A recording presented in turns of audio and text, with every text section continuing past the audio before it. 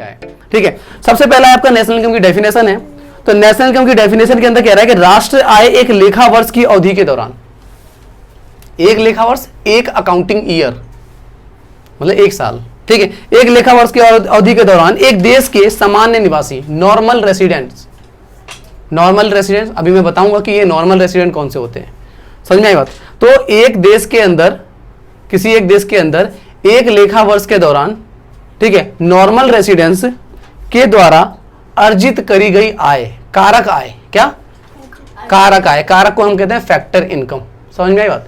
तो factor income, तो दो चीजें हम लोगों ने समझनी है, एक तो एक देश के अंदर, ठीक है, एक लेखा वर्ष के दौरान साधारण निवासियों द्वारा या नॉर्मल रेसिडेंट द्वारा, ठीक है, लिखता हूं मैं, जो वर्ड याद करना है हमको, ठीक है, इन अकाउंटिंग ईयर,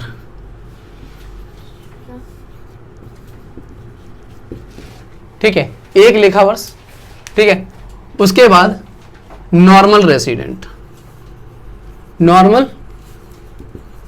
साधारण निवासी, उसके बाद के द्वारा फैक्टर इनकम, क्या फैक्टर इनकम, हाँ फैक्टर इनकम का सम टोटल है, क्या है सम टोटल है, मतलब इनके द्वारा अर्जित की गई आय का टोटल जो है वो क्या कहलाता है, आपका नेशनल इनकम कहलाता है। क्या कहलाता है, नेशनल इनकम कहलाता है। ठीक है, देखिए एक लेखा वर्ष के दौरान साधारण निवासियों द्वारा अर्जित की गई कारक आय, क्या है कारक आय, हिंदी में से कारक आय कहते हैं। अभी मैं इनकी सबकी डेफिनेशन बताऊंगा क्या होता है कारक आय, ठीक है, का सम, क्या योग, कुल योग जो है वो क्या कहलाता है, आपका नेशनल इनकम कहलाता है। आगे बात समझ में। अब जरा समझिए कि डेफिनेशन को नॉर्मल लैंग्वेज में कैसे कहते हैं। भाई कहने का मतलब ये हुआ कि हमारे देश के अंदर जितने भी लोग हैं उन लोगों के द्वारा जो कारक आय अर्जित की जा रही है ना, फैक्टर इनकम अर्न की जा रही है, वो फैक्टर इनकम का जो टोटल होता है वो कहलाता है नेशनल इनकम। एक वर्ष में ना, हाँ समझ में आई बात। मतलब कहने का अगर मान के चलो कि ये हम लोग जब सब बैठे हुए हैं, इसको अगर एक देश मान लेते हैं, तो इस देश के अंदर जितने भी लोग हैं वो सब कुछ ना कुछ पैसे कमा रहे हैं, ठीक है, कुछ ना कुछ पैसे कमा रहे हैं। तो जो कमाए हुए जो पैसे हैं उनको अगर हम टोटल कर देते हैं वो हमारे देश की इनकम हो जाएगी। समझ में आई बात। ये एक नॉर्मल सा हिसाब किताब है। अब मैं ये बताना चाह रहा हूँ कि एक लेखा वर्ष का मतलब एक साल हो गया। एक साल वो कोई भी हो सकता है, 31 वैसे जनरली होता है 1 अप्रैल से लेकर के 31 मार्च तक का, ठीक है। दूसरी चीज बताना चाह रहा हूँ नॉर्मल रेसिडेंट। तो नॉर्मल रेसिडेंट की डेफिनेशन हम लोग अभी पढ़ेंगे। नॉर्मल रेसिडेंस का डेफिनेशन वैसे जनरली क्या होता है कि आपके देश में जो नॉर्मली 1 साल से ज़्यादा रहा हो, 1 साल या उससे ज़्यादा आपके देश में रहा हो, तो ये नॉर्मल रेसिडेंट कहलाता है। अच्छा, अब नॉर्मल रेसिडेंट की डेफिनेशन में आप ये मत याद रखिएगा कि भाई वो इंडियन कहलाएगा तभी होगा, इंडियन होगा तभी होगा, ऐसा नहीं है। अमेरिका से कोई बंदा आया हुआ है 1.5 साल यहाँ पे रह गया तो वो भी नॉर्मल रेसिडेंट के अंदर काउंट हो जाता है। समझ में आई बात, ठीक है ना।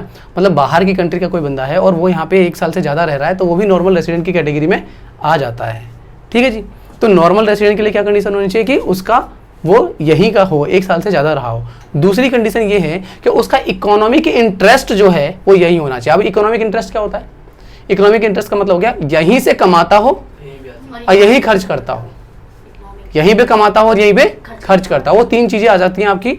एक होता है आपका प्रोडक्शन करना, अर्निंग करना, कंजप्शन करना, कंज्यूम करना या इन्वेस्टमेंट करना, ये सब चीज़ें यहीं करता है। तो और नॉर्मल भाषा में ये कह सकते हो कि यहीं कमाता है यहीं खर्च करता है, तो क्या कहलाएगा आपका नॉर्मल रेसिडेंट कहलाता है। दो नॉर्मल रेसिडेंट की 2 कंडीशन है, क्या क्या? एक तो 1 साल या उससे अधिक रहा हो यहाँ पे, और दूसरा वो अपना उसका इकोनॉमिक इंटरेस्ट जो है वो यहाँ का हो, ठीक है। उसके बाद है फैक्टर इनकम, ठीक है। फैक्टर इनकम का मतलब क्या होता है कि ऐसी इनकम जिसके बदले आपने कुछ दिया हो, वो फैक्टर इनकम कहलाती है, ठीक है। यार तुम ही दे पढ़ा लो यहाँ पे आकर के, बता रहा हूं ना मैं, एक बार बोल के तो नहीं बढ़ जाऊंगा।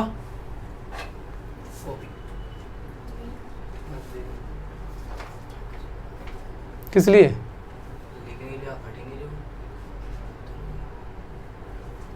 अबे तो उससे को भी मांग रहा है, यहाँ पे लोग बैठे हुए हैं। हिंदी में लिख रही है। अच्छा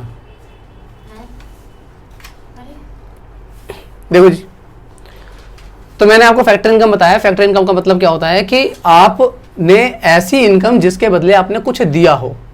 समझ में आई बात? जैसे मैं जो आपसे फीस लेता हूँ उसके बदले में आपको पढ़ाता हूँ, या तो सेवा दी हो या कोई वस्तु दी हो। समझ में आई बात? ठीक है। नॉर्मल डेफिनेशन में क्या है कि फैक्टर इनकम वो होती है जिसके बदले आपने कुछ दिया हो। अब मुझे बुक की लैंग्वेज में ये सारी की सारी डेफिनेशन को एक बार और पढ़ लेते हैं। ठीक है। तो सबसे पहले आपका जो डेफिनेशन है वो राष्ट्रीय आय एक लेखा वर्ष की अवधि के दौरान एक देश के सामान्य निवासियों द्वारा अर्जित कारक आय का कुल जोड़ है।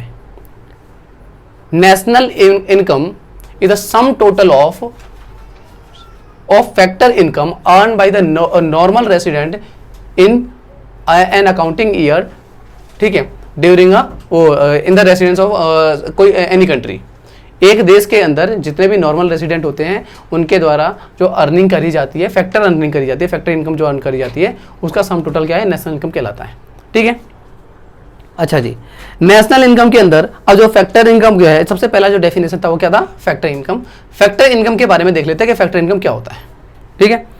कारक आय उत्पाद इकाई या द्वारा फर्मों द्वारा उनके कारक के सेवाएं का उपयोग करने के बदले दिए गए भुगतान से है। मतलब कहने का ये है कि कोई भी ऐसी पेमेंट जिसके बदले कुछ ना कुछ दिया गया है। जैसे मान के चले कोई अगर परिवार वाला है उससे हम क्या लेते हैं? जो बिजनेसमैन है उससे क्या लेता है?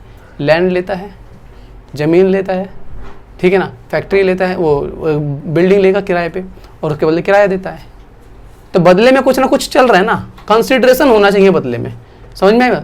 ऐसा ना हो। अब जैसे मान के चलो इसका दूसरा एक एग्जांपल ले लेते हैं कि तुम्हें जो पापा जो तुम्हें फीस देते हैं या पैसे देते हैं उसके बदले तुमसे कुछ लेते हैं? नहीं लेते हैं। वो ट्रांसफ़र इनकम कहलाती है। आई बात समझ में? मतलब कहने का ये जो आपको पॉकेट मनी मिलती है उसके बदले आप कुछ नहीं देते उनको। समझे? भिखारी जो भीख मांगता है उसके बदले आपको वो कुछ देता है क्या? दुआएं देता है? नहीं, दुआएं नहीं काउंट होती है। समझ में आई बात? मतलब कहने का ये है कि उसने बदले में आपको कुछ भी नहीं दिया, ना 10 सेवा दी ना वस्तु दी। समझ में आई बात? ठीक है। तो ये जो है आपका फैक्टर इनकम में काउंट नहीं होगा, ट्रांसफर इनकम कहलाएगा। ठीक है ना। तो इसके जो बुक के अंदर जो फैक्टर इनकम और डेफिनेशन जो दे रखा है ना वो थोड़ा सा लंबा दे रखा है, बहुत वो कॉम्प्लेक्स दिया हुआ है। आपको मैं सिंपल भाषा में समझा रहा हूँ कि फैक्टर इनकम वो कहलाता है जिसके बदले कुछ ना कुछ दिया गया हो तो वो फैक्टर इनकम है। ठीक है। अगर बदले में कुछ नहीं दिया गया है तो वो ट्रांसफर इनकम है। आ गई बात समझ में? ठीक है। अब फैक्टर इनकम के अंदर कौन कौन सी चीज़ें आ सकती हैं? कंपनसेशन ऑफ एम्प्लॉय, जो लोग जॉब करते हैं, ठीक है, तो उन जॉब यहाँ पे लिख देते हैं हम लोग। ये तो क्लियर हो गया। नेशनल इनकम की डेफिनेशन के अंदर ये चीज़ें आती हैं। अब मैं इसके अंदर सबसे पहले मैं फैक्टर इनकम को डिस्कस कर रहा था। तो फैक्टर इनकम के अंदर हम लोग कंपनसेशन टू एम्प्लॉय,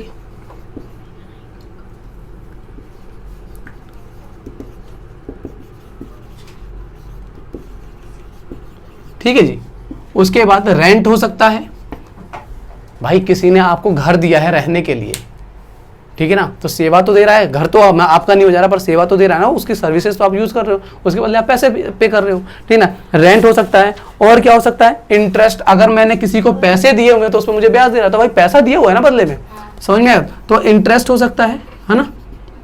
और किस तरीके की हो सकती है? और एक प्रॉफिट। अगर मैं कोई बिजनेस कर रहा हूँ तो मैंने उसमें अपने स्किल्स लगाए हुए हैं, मैं उसमें काम करता हूँ, मेहनत करता हूँ, है ना, तो मुझे वो प्रॉफिट मिल रहा है मेरे को। आ गई बात समझ में? ठीक है। तो एक हो जाएगा आपका प्रॉफिट।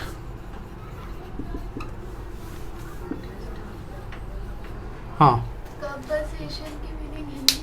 एम्प्लॉई का सैलरी जो होती है, वैसे तो इसको ये कहते हैं कर्मचारी का पारिश्रमिक, ये कहा जाता है। ठीक है। तो कर्मचारियों का पारिश्रमिक भी बोल सकते हो इसको। ठीक है। सैलरी और काइंड दोनों काउंट हो जाती है। हाँ, सैलरी छोटा वर्ड हो जाता है। अगर किसी को मान के चलिए मैं काम करने के लिए गया, उसने मेरे को 10 किलो अनाज दे दिया, तो वो भी तो बदले में कुछ ना कुछ मिला ना मुझे। समझ में आई बात?